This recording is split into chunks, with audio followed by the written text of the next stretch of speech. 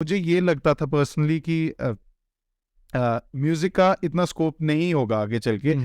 जब मैं बहुत गंदे फेज में था अपने लाइफ की, एक्चुअली मैं बॉम्बे से आया था और मेरे पास कोई नौकरी भी नहीं थी, और मैं सब छोड़ छाड़ के घर वापस आ रहा था कि भाई वहाँ हिसाब किताब सही नहीं है। म्यूजिक अगर मैं कहता हूँ हराम है हमारे में, मुझे अब मैं समझ पा रहा हूँ क्यों, क्योंकि आपके दिल को बहुत हार्टलेस बना देता है। शान भाई, first of all thank you, आप आज पॉडकास्ट पे आए हैं। After a year we are coming back, so it's a huge thing.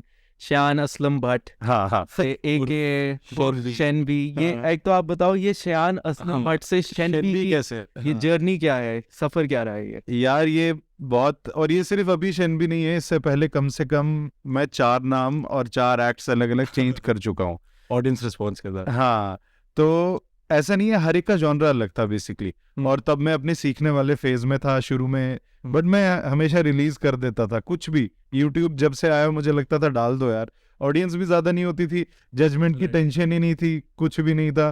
तो पहले एक एक्ट किया, 2 साल के बाद मैं ग्रो हुआ इंटरनली, तो वो मैंने ऑल टुगेदर डिलीट कर दिया सब।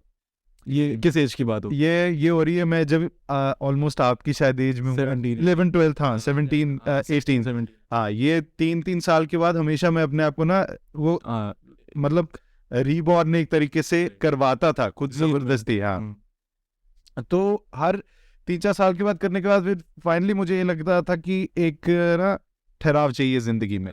तो फाइनली जब मैंने अपना कॉलेज वगैरह सब कुछ कंप्लीट किया, नौकरी वोकरी करके बॉम्बे से इंडस्ट्री से वापस आ गया, तो मैंने कहा फाइनली एक बार ना एक आखिरी नाम दे देते हैं खुद को, जो मिलता जुलता नाम हो, अच्छा हो। तो शॉर्ट कर दिया ऐसा कि जो बेसिकली शायान बोल नहीं पाता है कोई, तो बहुत लंबा नाम है, कोई शाहीन बोलता है, शियान, ऐसा ऐसा होता है। तो मैंने कहा एक शन नाम दे देते हैं, तो वो बाहर के लोग भी बोल पाएंगे, इंडिया से बाहर के भी, यहाँ के भी बोल पाएंगे, इतना कुछ मुश्किल नहीं है। तो इन शॉर्ट मैंने काफी ब्रेनस्टॉर्मिंग की, उसके बाद ये शन भी रख दिया। पर बड़े लोगों को ये बात नहीं पता आपके बारे में कि आपने 2009 से शुरू किया। आपकी एक तो फर्स्ट ऑफ वो रील जो है बहुत ही अच्छी एडिटेड और बहुत अच्छे से स्टोरी टेलिंग जो है उसमें। पर आपने जैसे आप बीच में कॉलेज गए, आपने बोला उसमें कि फिल्म मेकिंग आपने इंटरेस्ट लिया, आपने म्यूजिक छोड़ ही दिया। ऐसा आप म्यूजिक का कोर्स भी कर सकते थे, ऑप्शन छोड़ा क्यों आपने? यार मैं सच बात बोलूं तो म्यूजिक की एज सच हमारी यहाँ पर सबसे पहले तो प्रॉब्लम्स हमें गिननी चाहिए कि हमारी कंट्री में क्या है, क्योंकि हम जनरेशन हमें पता होना चाहिए। सबसे पहले हमारे पास एवेन्यूज नहीं है यहाँ पर वेस्टर्न जो वोकल्स हैं या वेस्टर्न म्यूजिक सीखने की, थ्रू गवर्नमेंट कॉलेजेस या प्रेस्टिजियस कॉलेजेस, जहां मैं चाहता था। क्लासिकल म्यूजिक है, कर्नाटिक है, ये सब भी आपको मिल जाएगा, लेकिन वेस्टर्न अच्छी तरीके से, मैं वेस्टर्न सीखना चाहता था। और मैं सच बात बोलूं तो मैं काफी एक्सपेरिमेंटल तरीके से चीजें करता हूँ। मुझे ये लगता था पर्सनली कि म्यूजिक का इतना स्कोप नहीं होगा आगे चल के, जो कि मैं बहुत सारे लोगों से सुनता भी था कि एज सच वैसी रिस्पेक्ट नहीं है म्यूजिक को लेके, और आपको जबरदस्ती अगर आपको वेस्टर्न भी करना है तो आपको इंडियन सीखना है पहले, जबरदस्ती, चाहे वो आपके काम आए या ना आए, आपको सीखना है। तो उस चीज का मैं बहुत खिलाफ था। मैंने अपने आप को मैं हमेशा ना गोल सेट करके चला हूँ लाइफ में कि यार गोल सेट करने, वरना कुछ है नहीं इंसान की जिंदगी में, ऐसे हैफेजेड मैनर में नहीं हम चल सकते। तो मुझे पता चल गया था म्यूजिक का स्कोप मेरे लिए तो मुझे नहीं लगता कोई ज्यादा है। तो जो दूसरा एस्पेक्ट है ऑडियो और विजुअल का ज्यादा है, क्योंकि हमारे पास अपनी एक इंडस्ट्री है, हर एक तरीके से एक्सपेरिमेंटल सिनेमा बन रहा है। और मैं सच बात बोलूं तो मेरे कजन ने जब देखा कि मेरा इस तरफ ज्यादा हुआ है, उसने मेरा फॉर्म खुद ही भर दिया जामिया का, और उसके बाद क्या ऑटो बोर्ड में चला गया सब। मैंने एग्जाम दिया और उसके बाद सीट मेरी निकल गई, जो कि बहुत मुश्किल से होता है, सबको पता है जामिया का। तो फिर जब वो हो गया तो घर वालों को सबने बोला भाई अब तो सीट निकल गई है, जाने दो, लड़के ने मेहनत की है। तो फिर भेज दिया इवेंचुअली, और अच्छा डिसीजन था, क्योंकि जब मैं वहां गया मैंने वहां भी म्यूजिक टच किया एक्चुअली। जब मैं अपने कोर्स वर्क में म्यूजिक मैंने वहां भी किया, मैंने वहां ये डिस्कवर किया कि मुझे फिल्म मेकिंग पसंद है, लेकिन किस तरीके की पसंद है वहां पता चला। मुझे म्यूजिक वीडियोस वाला ज्यादा था, और मैं कॉलेज में बदनाम था। वो मुझे बोलते थे ये बहुत ज्यादा MTV स्टाइल एडिटिंग करता है, मतलब फास्ट को पसंद हो जाता है। हाँ, वो चल बेटा की भी वीडियो में दिखता है। हाँ, तो वो basically that was me at my peak. उसके बाद मैंने अपने आप को थोड़ा संभाल लिया, लेकिन मुझे, और अब आप देखोगे ऐसी चीजों का वो ट्रेंड आ गया। मैं तब कर रहा था, मेरी गलती है कि मैंने लोगों की बात सुन ली जो कि नहीं सुनना चाहिए। अब बहुत फ्लैशी और इन चीजों का ना बहुत ट्रेंड आ गया है। स्टोरी टेलिंग का बहुत हाँ, फास्ट चीजें देखो, मेरे को तब पसंद था फास्ट चीजें, मतलब शॉर्ट्स इधर उधर जा रहे हैं, तब मुझे बहुत मना किया जाता था कि ये स्टाइल अच्छा नहीं है, क्या कुछ समझ नहीं आ रहा। आज because of social media, Instagram, automatically चीजें चेंज हो गई। हाँ, तेज देखने का सबको इंटरेस्ट आ गया। मतलब अब लोग तेजी समझते हैं। आप 1 मिनट में सारी स्टोरी बता दोगे, लोग दे विल अंडरस्टैंड इवेंचुअली।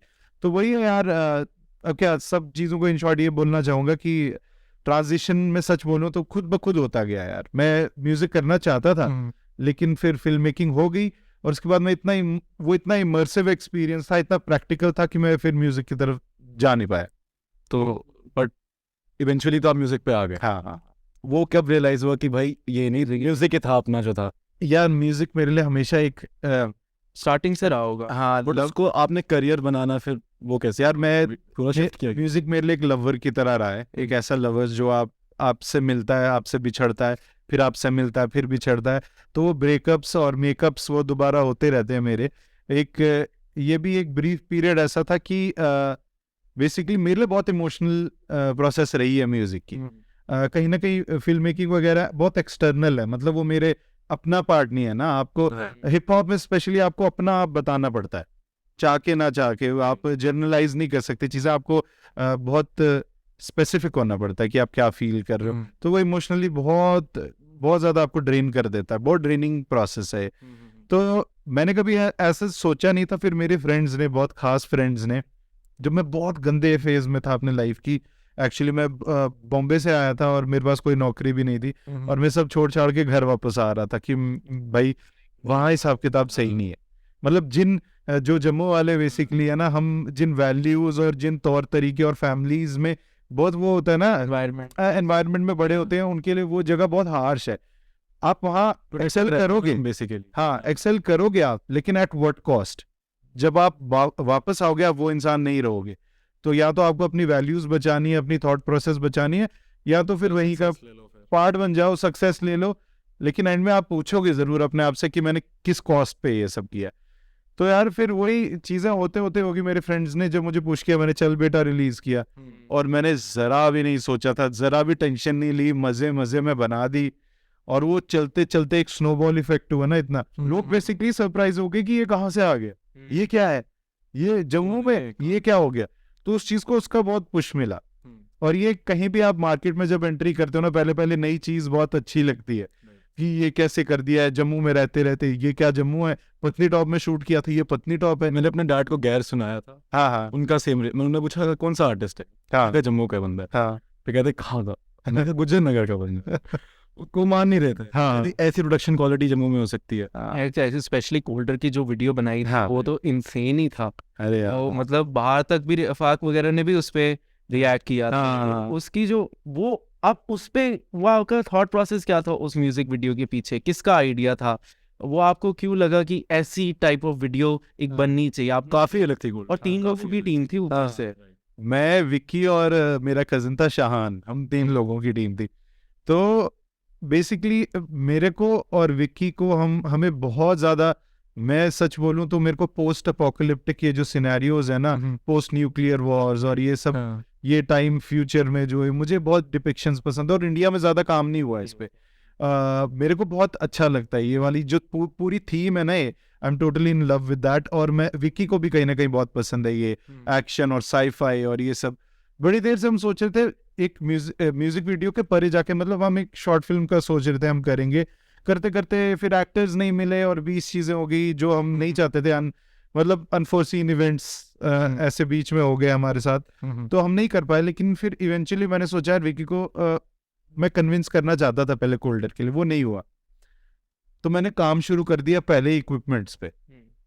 मैंने सारा गैजेट्स बनाना शुरू किया, कपड़े अपने लिए बनाना शुरू किया, खुद बनाया, सारा मैंने बनाया। तो गैजेट का वो सब मैंने, डिजाइनिंग सारी खुद, वो सब डिजाइनिंग भी मेरी बनाया, मैन्युफैक्चर वगैरह सब खुद, सब मैंने किया। मैंने इनकी 1-2 स्टोरीज देखी जिसमें आपने ऐसे एक्सपेरिमेंट्स बड़े किए हुए हैं। इनफैक्ट कपड़ों पे भी, कपड़ों के साथ भी जो है वो पूरी। तो मैं आपको बताऊं, एज एन आर्टिस्ट मुझे इन सब चीजों में मजा आता है। मुझे रिलीज करने में मजा नहीं आता।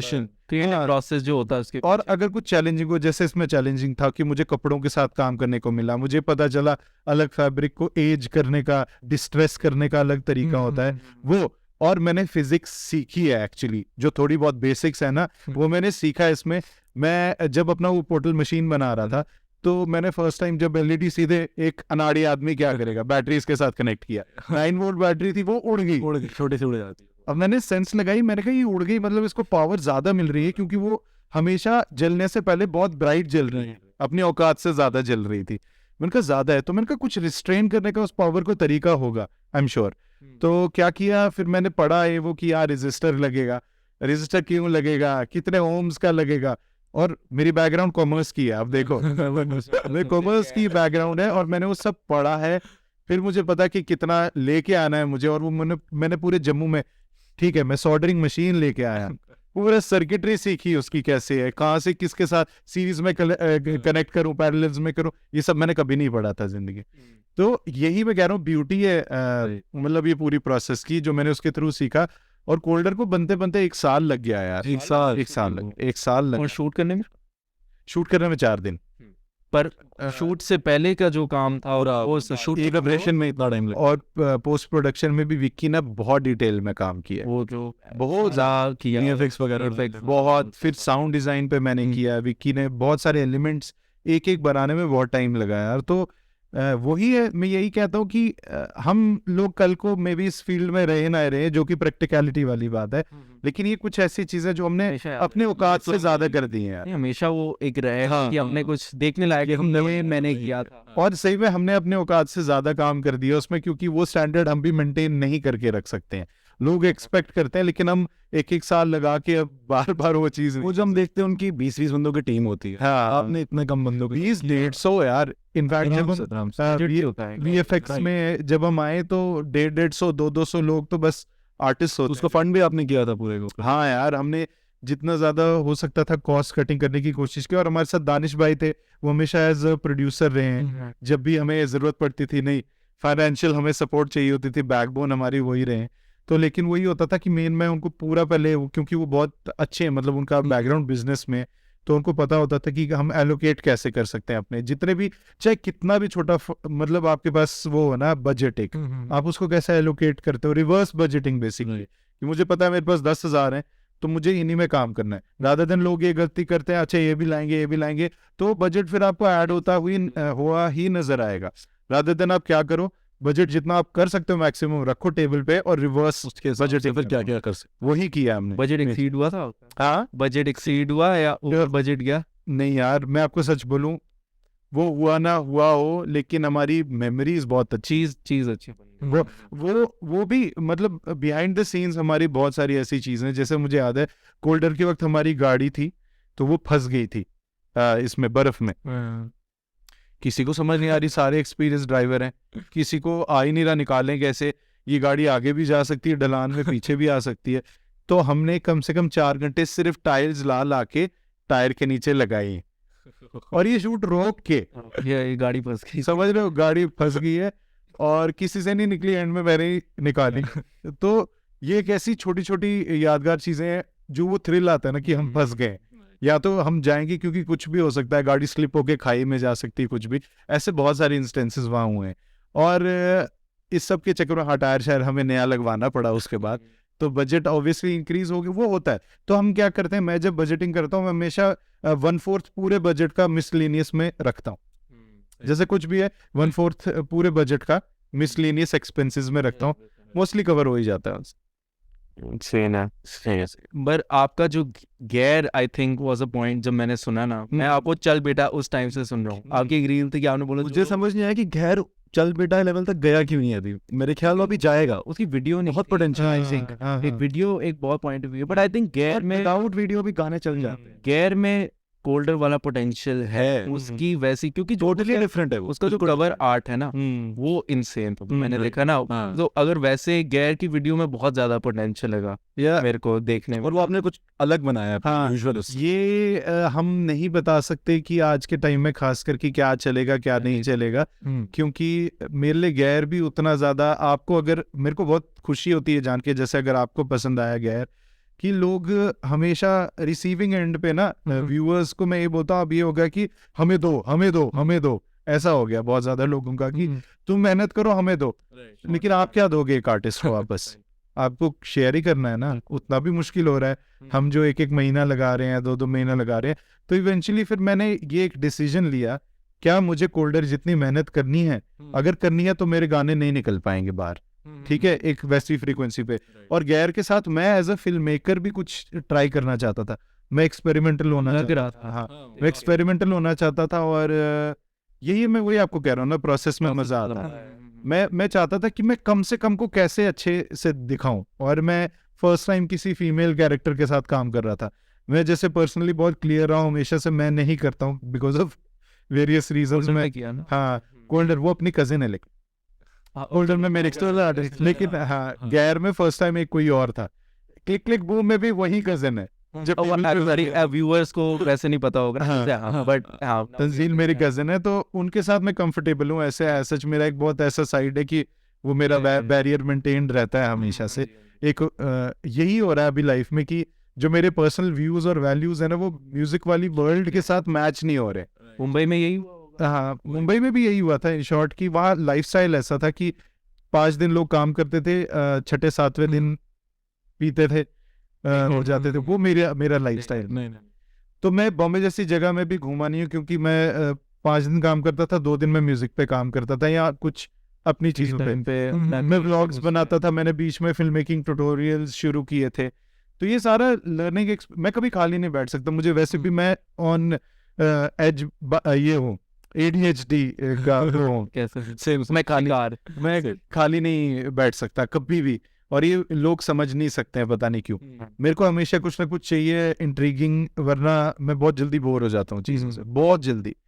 बट अगर मैं एक आपसे सवाल पूछूं, थोड़ा हिप हॉप साइड पे आते हैं, JNK का हिप हॉप सीन जो है, आपको क्या लगता है, आपको उतना सपोर्ट, पोटेंशियल सपोर्ट मिला है, या फिर इधर सीन बहुत स्टेट्स, या फिर यहाँ पे सीन बहुत ही ज्यादा डिस्ट्रीब्यूटेड है, डिविजन्स बहुत ज्यादा है, यूनिटी है JK सीन में? क्योंकि इधर तो आपस में लड़ रहे होते हैं, मुझे कहीं ना कहीं कोलैबोरेट करके। जैसे मैं एक एग्जांपल देता हूँ, मुझे कहीं ना कहीं लगता है कि JNK का हिप हॉप सीन यूनाइटेड नहीं, जम्मू का हिप हॉप सीन है, कश्मीरी हिप हॉप सीन बहुत ही अलग है। आप SOS हो, ये साइड जो थोड़ा है ना, आप समझ में? बिल्कुल, मैं आपकी बात से बिल्कुल मैं एग्री करता हूँ, क्योंकि ये चीज मैंने भी नोटिस की है।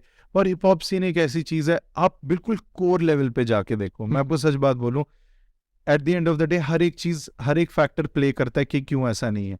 हमारे यहाँ जितने भी हिप हॉप आर्टिस्ट हैं ना, वो बहुत फैमिली बाउंड लोग हैं, इंक्लूडिंग मी, ठीक है। हमें पता, हम टाइम पे घर से निकलेंगे, हमें टाइम पे घर पे वापस आना है, हमें घर वालों की बात माननी है, जो कि बहुत अच्छी बात। हम बहुत कल्चरली और सोशली बहुत ज्यादा, हम कहते हैं ना, हम ऑब्लिगेशंस फॉलो करते हैं। फिर भी बाहर क्या है कि ओपन कल्चर होने की वजह से है ना, कि टीनेज और इसमें लोग घूम रहे हैं बाहर, तो वो कम्युनिटी कैसे बनती है? आप फिरो, आप बाहर निकलो, लड़कों के साथ मौज मस्ती करो, आप पंगे करो। हमारे यहाँ वो ना, क्योंकि हम इतना रिस्ट्रिक्टेड रहते हैं, हम पंगे भी नहीं कर रहे हैं। तो वो एक अपनी सभ्य तरीके से रहने के बावजूद भी आपको, हिप हॉप बहुत रॉ है यार, राइट, है ना। हमने कभी वो लाइफ देखी है, क्योंकि हम वैसे ही थे, आप समझ रहे हो, मतलब मैं समझ, सोशल मीडिया नहीं था, हमारे पास ऑप्शन नहीं था, तो हम बाहर ही होते थे, बाहर घूम रहे होते थे, पंगे वंगे नहीं करते थे, लेकिन शरारतें बहुत की हैं, बहुत ज्यादा। लड़ाई वगैरह नहीं की है, लेकिन शरारतें ऐसी की हैं कि ऑलमोस्ट लड़ाई तक पहुंचने वाले हालात में थे।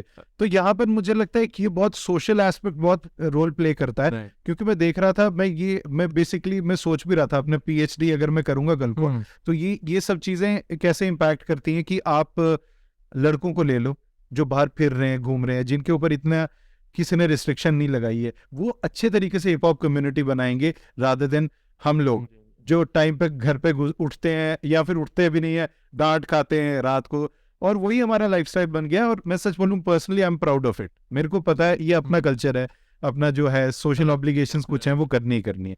तो वही है कि जितना मस्त लड़के इस कल्चर को आगे पुश करेंगे, और जितना कहते हैं ना केयरलेस लोग होंगे, इसमें केयरलेस लोगों की ज्यादा जरूरत है। जैक नाइट के साथ कोलैब अरे यार बड़ी कोई चीज हो सकती है कि उसमें कलियानते में आपने इसके बाद आई फेर दी वो। मेंबरशिप में क्या रिस्पॉन्स आया था उसके बाद? मैं सच बोलूं तो ज्यादा नहीं, मैं बिल्कुल I am being really honest, क्योंकि आप वीडियो के लिए पुश कर रहे थे उनको कहीं हाँ मैं कहीं ना कहीं वीडियो के लिए पुश कर रहा था, लेकिन जैक बहुत ज्यादा टूरिंग में, क्योंकि उनका बहुत एक टूर वाला ना बहुत उनका एक वो है लाइफस्टाइल है बहुत ज्यादा। जब भी वो कुछ रिलीज करते हैं सिंगल भी इवन वो, और वो वहां पर है भी obviously, he lives in London, तो वहां पर कल्चर में कोलैब कैसे यार ये बिकॉज ऑफ दानिश भाई जो हमारे प्रोड्यूसर हैं बैकडोर इंडीज में मेरे को पार्टनर थे, उनकी वजह से ही knew a guy who knew another guy. But यही है कि इस एक्सपीरियंस से मैंने सीखा कि जब आपको एक मौका मिलता है, वो एमिनेम की तरह यू गेट वन चांस, हाँ वो, तो उन्होंने बोला ऐसे ऐसे आर्टिस्ट है, तो उन्होंने कहा अच्छा सुनाओ कुछ। यहाँ पर मेक और ब्रेक हो जाता है, क्योंकि अगर आपके पास कुछ अच्छा नहीं है सुनाने को, एक तो वो उसको वो रिजेक्ट करेगा, ऊपर से उसके दिमाग में आपके लिए वो बैठ जाएगा कि यार ये बार आप अप्रोच करोगे तो हाँ फिर पहले से एक इमेज बन रखी। अगर उसको पसंद आ गया तो आप उसकी गुड बुक्स में हो, कोई भी आर्टिस्ट, और अगर नहीं आया तो आप फिर उसके बाद कितने भी इम्प्रूव कर जाओ, अब हमेशा वो ये मेक और ब्रेक वाला सिचुएशन है। तो उन्होंने जब उसको जैक को म्यूजिक सुनाया, उसको काफी पसंद आया, और उसने फिर उसके बाद मुझे मैसेज किया। हमने बहुत देर पहले बात की है, सेम रॉब के साथ भी ये हुआ था, हमने सीधे कोलैबोरेशन में जंप इन नहीं किया, हमने पहले बात की, ये जाना कि हमारी कॉमन लाइंस कहाँ हैं, क्या पसंद है क्या नहीं पसंद है, वो सब डिसाइड करके बातचीत करके 1-2 महीने फिर हमने गाने पे काम किया, और 1.5 साल तक गाने पे काम होता ही रहा। वो रिलीज बड़े लेट हुआ ना, बहुत ज्यादा, कहीं ना कहीं बहुत ज्यादा ये होता है। और ये एक ऐसी साइड है म्यूजिक इंडस्ट्री की जो सिर्फ मेरे साथ नहीं हुई है, बहुत लोगों के साथ 5-5 साल के बाद, क्योंकि आम लोगों के लिए music industry is just Glitz and glamour, ऐसा नहीं है, मतलब ग्राइंड बड़ी ज्यादा बहुत ज्यादा है, वेट, पेशेंस, और कई बार मोस्टली 90% लोग फेल भी होंगे, and you should be totally okay with that कि आपको वो लेवल ऑफ सक्सेस नहीं मिली जो आप चाहते थे, but at the end of the day आपने वही सोचना है कि आपने क्या सीखा है इस सबसे, इस पूरी जर्नी से। कोई ऐसा आर्टिस्ट जिनके साथ आप इन फ्यूचर या बहुत कीन हो कि आप काम करना चाहते हो? बड़ी देर से 2 ही लोग हैं, कमर्शियल सेंस में जाऊं विशाल ददलानी, हमेशा से काम करना है, पेंटाग्राम डेज तब से मुझे वो पसंद है उनके, और वही वाइब भी वही चाहिए बेसिकली जो उनके बैंड की थी पेंटाग्राम वाली वो, और अगर हम इस तरफ आ जाएं तो प्रभदीप बस, और कोई नहीं, नो वन एल्स। मुझे प्रभदीप के अलावा कोई पसंद नहीं। आपकी प्रदीप की कभी नहीं कभी एज सच नहीं, एज सच कनेक्शन भी नहीं हुआ और बात भी बट नहीं, आई थिंक आप कर सकते हो। हाँ वो कर भी लेंगे कोलैब, पता नहीं, मुझे नहीं लगता अब थोड़ा अप्रोच में मेरे हिसाब से हाँ मे भी होता है, क्योंकि this is actually music business, तो अगर मैं कुछ टेबल पे ऐसा नहीं लेके जा पाऊंगा कि उनको उससे फायदा हो, तो व्हाई वुड ही, ये मैं भी समझता हूँ। ट्रैपरा ईपी से तो उनको बहुत ज्यादा फायदा हुआ ना। हाँ काफी मेनस्ट्रीम में, बिकॉज ही वेंट टुवर्ड्स रफ्तार, जो कि मुझे लगता है कहीं ना कहीं एक ज्यादा वाइडर लेवल पे ऑडियंस ने एक्सेप्ट किया हुआ है उनको, है ना, तो वो अपने लेवल से ऊपर ही गए एक तरीके से, काफी अलग चले गए। एज आर्टिस्ट मैं नहीं कमेंट कर रहा हूँ, बट कितना एक्सपोजर वाइज रफ्तार ज्यादा एक्सपोजर में ज्यादा है प्रदीप से, लेकिन मुझे प्रदीप म्यूजिकलिटी वाइज बहुत अच्छा लगता है, डाइवर्स बहुत ज्यादा है, बहुत पसंद है। एंड हाँ, वो इतने यंग है, मीनिंगफुल होते हैं, हाँ वो जबरदस्त लिखते हैं। आपके बाद अगर मैं देखूं ना तो वो भी सही पुश करते क्रिएटिव एस्पेक्ट ये हाँ एग्जैक्टली होता भी, ये कुछ चीजें मैच होती हैं, जैसे कपड़े भी उतने ज्यादा जरूरी हैं, ठीक है। किसी एक बहुत बड़े हिप हॉप आर्टिस्ट ने कहा था कि अगर आपके पास कपड़े नहीं है हिप हॉप वाले, तो आप वो लाइफस्टाइल जी नहीं रहे, आपको बस लग रहा है कि आप जी रहे हो, but it is hip hop is everything. और मैं नेचुरली इसलिए भी I am drawn towards hip hop is because मैं कितना आराम से इसमें फिट हो जाता हूँ। मैं कल ही मैं कहीं गया था और मैं कपड़े खरीद रहा था, मुझे कभी मिलते नहीं अपने साइज के, और सारे मुझे बोलते सर ये आपको फिट आ जाएगा, कहता हूँ भाई मुझे अपने से भी खुलने चाहिए।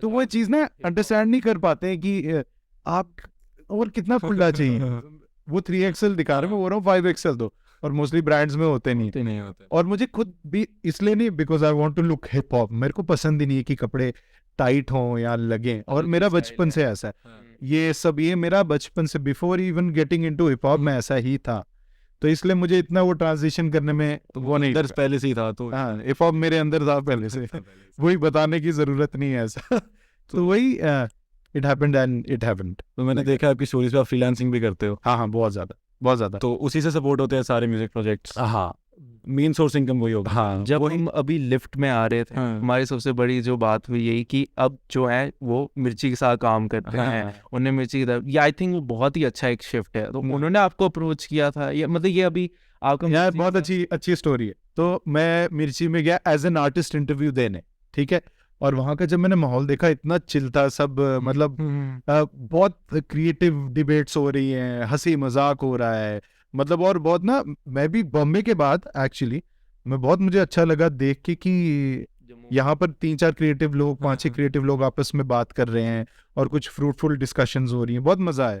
तो मैंने ऐसे जाते हुए बोला, बहुत अच्छा इंटरव्यू रहा था, मैंने बोला कि अगर कोई स्पॉट कभी खाली हो तो जरूर बताना। तो मैंने तो ऐसे ही बोल दिया, लेकिन 2-3 महीने के बाद या फिर 4 महीने के बाद मुझे लकीली कॉल आता है, बहुत अच्छी फ्रेंड है, बहुत मैंने बेसिकली एनजीओज के साथ काम भी किया है, और तो वहां पर मैं हमेशा, एक फ्रेंड है मेरी जो अभी भी मिर्ची में है मेरे साथ, तो उनसे मिलता रहता था। एक दिन वाकई प्रोड्यूसर की जो है हमारी खाली हुई मिर्ची में, तो उन्होंने फ़ोन किया कि क्या तू अप्लाई करना चाहेगा, मैंने कहा हाँ कर देते हैं। और उस वक्त ऐसा भी था कि शादी तो हो गई है मेरी बेटी 4-5 महीने की थी, और मुझे लग रहा था कि नहीं, कहीं ना कहीं वो डिसिप्लिन की अब मुझे लगता है लाइफ में ज़रूरत है। तो फिर मैंने दे दिया इंटरव्यू, और वो 2.5 महीने तक इंटरव्यू चलता रहा। मैंने एटलीस्ट 7 लेयर्स क्रॉस किए हैं, और उसके बाद अपॉइंटमेंट हुई। तो वही है कि आप फुल टाइम काम कर रहे हैं? हाँ, अब मैं फुल टाइम कर रहा हूँ मिर्ची के साथ। अभी गानों में डिले हो रहा है क्योंकि अभी मैं I am still figuring out कि कैसे मुझे वो वाली लाइफ और अपना थोड़ा वो फिगर आउट करना। बट एक्चुअली में ये अच्छा डिसीजन है, हाँ, क्योंकि हम वही बात कर रहे थे कि फैमिली लाइफ में अब आ गए तो फिर स्टेबिलिटी तो चाहिए। हाँ, आप वैसे ही उस टाइप का एक्सपेरिमेंट नहीं कर सकते जैसे आप 20s में अपने कर सकते हैं। हाँ एग्जैक्टली। और वही है कि मैंने आपको जो बताया था, लिफ्ट में हम बात कर रहे थे कि अब मैं फ्रीलांस तो नहीं कर रहा हूँ एज सच की, बट वो मेजर पोर्शन मेरी लाइफ का रहा था। अगर किसी को मैं कंसल्टेशंस कर रहा हूँ, किसी को मिक्स से रिलेटेड अगर चाहिए होता है, हाँ मिक्सिंग में कर रहा हूँ अभी भी, किसी को अगर ज़रूरत पड़ती है कि बताओ ये कैसे करना है, वो कैसे करना है, तो वो ज़रूर मैं हेल्प करता हूँ। मेरा हमेशा से आइडिया था, आई वॉन्टेड टू टीच, लेकिन कुछ ऐसा हो गया कि अभी तक मैं उसमें घुस नहीं पाया हूँ, वही टाइम नहीं मिल रहा है। मैं खुद काफ़ी टाइम की प्लानिंग, एक डिलेमा है एज एन आर्टिस्ट मैं भी हूँ, मुझे अपना काम भी करना है, लेकिन मैं चाहता हूँ कि मैं आगे लोगों को जितनी, क्योंकि मेरे टाइम पे कोई नहीं था बताने, और एक पर्सनल टच में आप ज़्यादा सीखते हो रादर देन जितना भी मैं यूट्यूब ट्यूटोरियल सीख लूँ और मुझे ढूंढना है कि मेरी प्रॉब्लम कहाँ है, रादर देन मैं किसी एक्सपर्ट के पास जाऊँ और मैं बोलूँ ये मेरी प्रॉब्लम है, वो आपको डॉट ये आपकी जो है एड्रेस कर देगा और बताएगा ऐसे से इम्प्रूव करो बस। तो ये ज़्यादा तभी फ्रूटफुल रहता है। बेसिकली 1-on-1 क्लाइंट्स हाँ, कि हाँ, साथ में जिनके आप साथ में, और मैं सच बोलूं तो रेफरेंस पे ज्यादा मैं काम करता हूँ कि अगर कोई किसी को जानता है तो भी, rather than working with an unknown, because of mental, you need that mental peace and security. अब वापस ही पे आके भी आपने YouTube का बहुत जो है इस्तेमाल किया था, आपने बोला ना मुंबई से वापस आके आपने YouTube पे सीखा था, फिर आपने जो है शुरू किया था वापस, तो आपको मतलब उस हिसाब से डिजिटली बड़ा फायदा हुआ था, क्योंकि आपको तो किसी ने नहीं सिखाया ना। नहीं, किसी ने भी नहीं, आपको तो सारा खुद ही किया। हाँ। और जो म्यूजिक का आपका शौक है हमेशा से बचपन से ही रहा है, आपको इंडियन में था, क्लासिकल में था, और वो हिप हॉप में कैसे ट्रांजिशन हुआ था? कहीं से वो स्पार्क तो हुआ होगा। यार मैं सच बोलूं, मुझे इंडियन क्लासिकल में इतना नहीं था, जितना as much as I respect the genre and the culture, मुझे इतना पसंद नहीं था।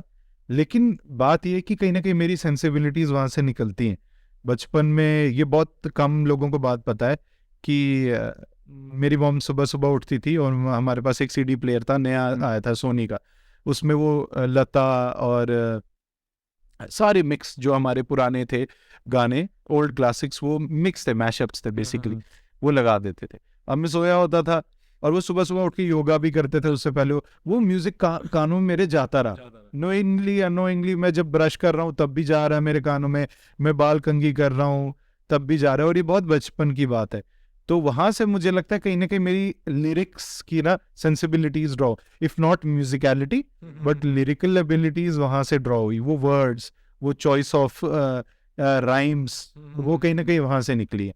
तो उसके बाद हाँ इन्फ्लुएंस तो किया, लेकिन मैं पर्सनली, मुझे चॉप्ड म्यूजिक से बहुत मतलब लगाव हो गया कि जब मुझे पता चला सैम्पल्ड म्यूजिक कैसा है, एमिनेम के इनिशियल डेज, मार्शल मैथ्स, हाँ, तो वही एमिनेम के इनिशियल डेज मुझे अच्छे लगते थे, और बहुत सारे मैं पॉप आर्टिस्ट बहुत सुनता था। मैंने ब्लू बहुत साल सुना है, तो ब्लू बॉय बैंड था लेकिन मैं कहता हूँ यार नहीं सुना, मैंने टूपाक नहीं सुना है, क्योंकि मैंने सुनने की कोशिश की, वो कहते हैं ना एक हेलो इफेक्ट होता है, रिलेटेबल नहीं लगा, उनकी लाइफ कैसे मैं रिलेट कर सकता हूँ।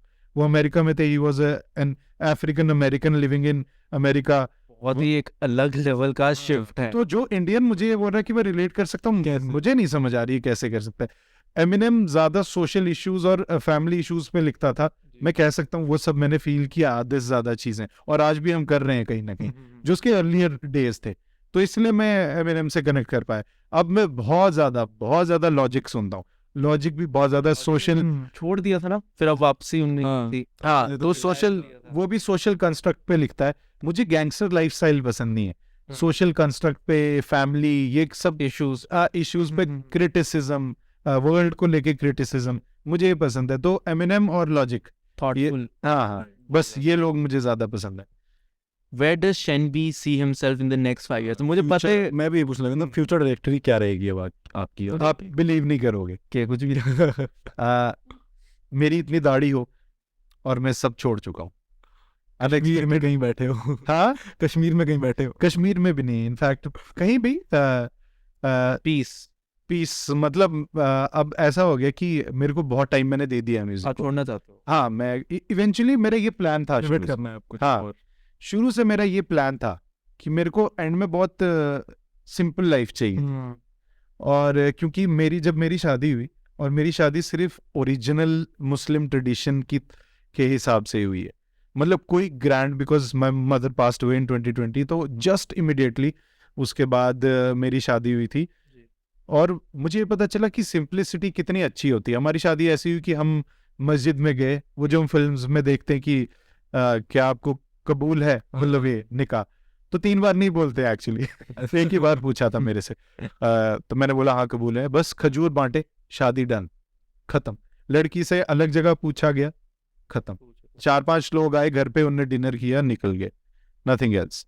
फिर मुझे ये रियलाइज हुई कि कितना अच्छा होता है सिंप्लिसिटी यार, है ना। तो वैसे ही मैं आगे भी चाहूंगा अपनी लाइफ में।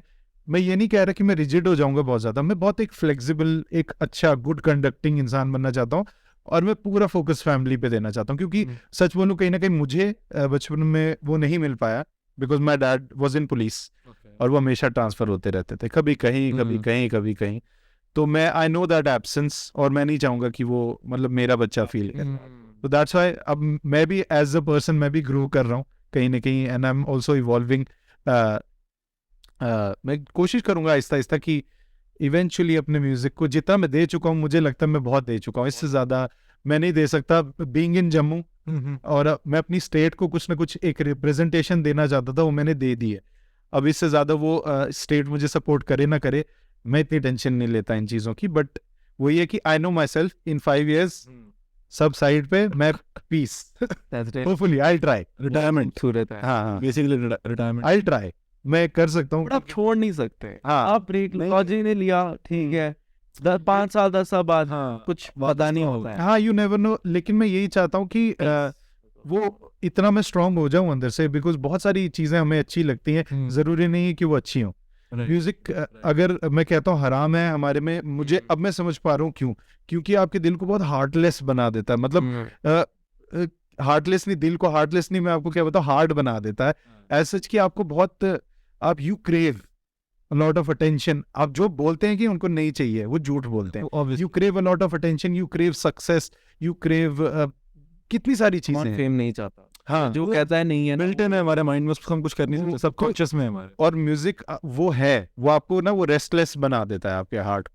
तो वो चीज ना, क्योंकि जितनी देर में ब्रेक लेता हूँ ना, और मुझे पता है मैंने गोल सेट किया कि मैं नहीं म्यूजिक करूंगा, मैं टेंशन फ्री होता हूँ, फिर मैं अपने आप से ये सवाल पूछता हूँ, अगर ये चीज मुझे पसंद भी, मुझे इसकी टेंशन क्यों हो रही है? तो कहीं ना कहीं आपके जो लोग कहते हैं कि मैं एंजॉय करता हूँ बहुत ज्यादा, वो रियल वर्ल्ड सिनेरियो में नहीं उतले। मतलब अगर आप एक फैमिली टाइप ऐसी सिनेरियो हो ना, जब वही मैं कह रहा हूँ, जो जम्मू का है, जो जम्मू का रीजन है कि हम बहुत फैमिली ओरिएंटेड लोग हैं, तो हमारे लिए ये लाइफस्टाइल पॉसिबल नहीं है। और मुंबई में कुछ भी आप खुद आए हो, आपका जो है नहीं, आपने बोला इट्स वो जगह काम करने की है, ये रहने की जगह। हाँ वही है वही।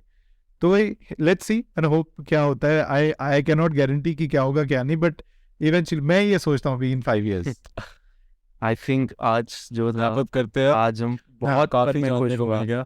पर पर्सनली ना एज अ पर्सन, जैसे हमारी फोन पे अभी जैसे नीचे बात हुई थी, वो जेन्युइनिटी है ना जो आपकी, इट्स लाइक आप बहुत इजी से आपके भाई is like an elder brother ना, कजन है। अरे मुझे वैसा कुछ आपके साथ नहीं लगा कि मैं किसी और के साथ आज बात कर रहा हूँ। इट्स लाइक मैं अपने कजन से, अपने भाई से मेरे बात कर रहा हूँ। इस चीज में मैं ऐड करना चाहता हूँ, मेरे सबसे बड़े सपोर्टर्स मेरे कजिन्स हैं और वो सब आपकी एज के हैं, मतलब वो सब आपकी एज के हैं।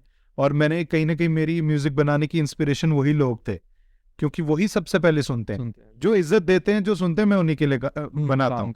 और अपनों के लिए नहीं बनाऊंगा, किसके लिए बनाऊंगा, तो मैं सबसे पहले भेजता भी उन्हीं को। हमारा ग्रुप है जो कजिन्स का, मैं उनको गाने भेजता हूँ, बताओ कैसे हैं, तो वो तो कहते हैं कि एक तो हमारा जो मेरा सबसे बड़ा सपोर्टर था, उसने तो ऑल इन ऑल वो हज पे गए, मतलब ही इज मतलब योर एज आई थिंक, ठीक है, सब छोड़ दिया, म्यूजिक सुनना ही छोड़ दिया, कहता सॉरी मैं आपको म्यूजिक नहीं सुन पाऊंगा, बट मुझे अच्छा लगा, आई रिस्पेक्ट हिज डिसीजन।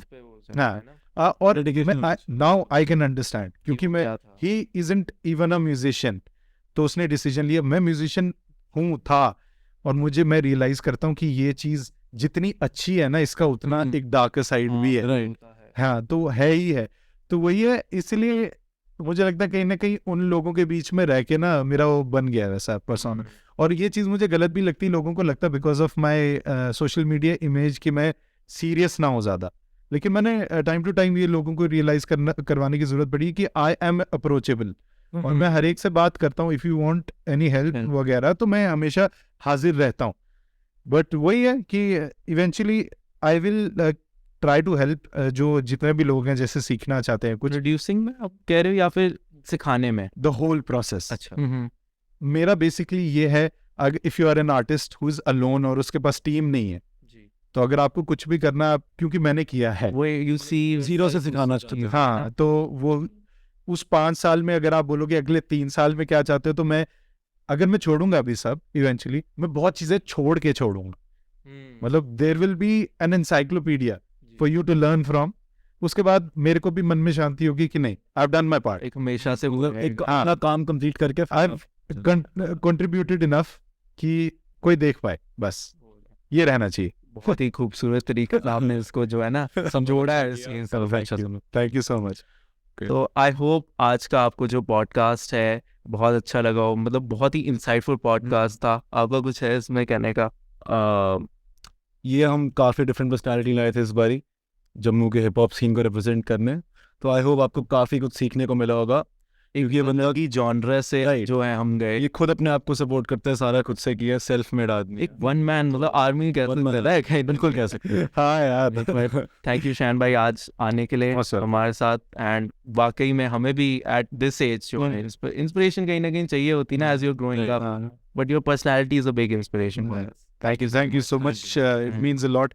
और मुझे भी मज़ा आया बहुत ज़्यादा, क्योंकि कहते हैं मुझे मेरी मम्मा ने ये चीज़ सिखाई थी, जहाँ से इज्जत मिलती है, चाहे वो 2 साल के बच्चे से मिल रही हो या 90 साल के एक बुजुर्ग से मिल रही हो, ले लेनी चाहिए हमेशा। कभी ये नहीं सोचना चाहिए कि, और हम कहीं ना कहीं उसी लिए काम कर रहे हैं ना, हम किस लिए काम कर रहे हैं, हम इज्जत, हमने ये चीज़ तो लड़ाई ले ली है एक मतलब अपनी सोसाइटी में कि हम कन्वेंशनल तरीकों पे नहीं चलेंगे। मे बी हम एक पुलिस ऑफिसर नहीं है, मे बी हम एक डॉक्टर नहीं है, मे बी हम एक इंजीनियर नहीं है, हम लगा, लेकिन हम जो भी है हम इज्जत के लायक हैं। तो मेरी लड़ाई हमेशा इस चीज़ से लेके रही है, और एंड तक यही रहेगी कि अगर किसी को, चलो मैं नहीं कर पाया ठीक है, लेकिन it must pave a way for future generations, और अदर आर्टिस्ट की वो कर पाए एटलीस्ट। ये मत सोचें लोग कि नहीं यार, दे शुडंट लुक डाउन अपॉन सच प्रोफेशंस। वो ये ना बोले कि यार ये क्या है, म्यूजिशियन है, ऐसे होनी चाहिए, एक रुतबा होना चाहिए टू कंडक्ट योरसेल्फ, आपको वो आना चाहिए। तो वही है, that's a war I am willing to fight. तो देख, I think you will succeed आराम से, इंशाल्लाह। Thank you so much guys आज देखने के लिए। हम मिलेंगे आपको एक अगले पॉडकास्ट में। आप हमें फॉलो करें इंस्टाग्राम पे, चैनल को सब्सक्राइब कीजिए, स्पॉटिफाई पे जरूर फॉलो कीजिए। मेरा नाम एप्पल पॉडकास्ट पे, एप्पल हर जगह अवेलेबल है। मेरा नाम है अजीराज। आज मैं हूँ, हमें और हम मिलते हैं आपको अगले पॉडकास्ट में। Thank you.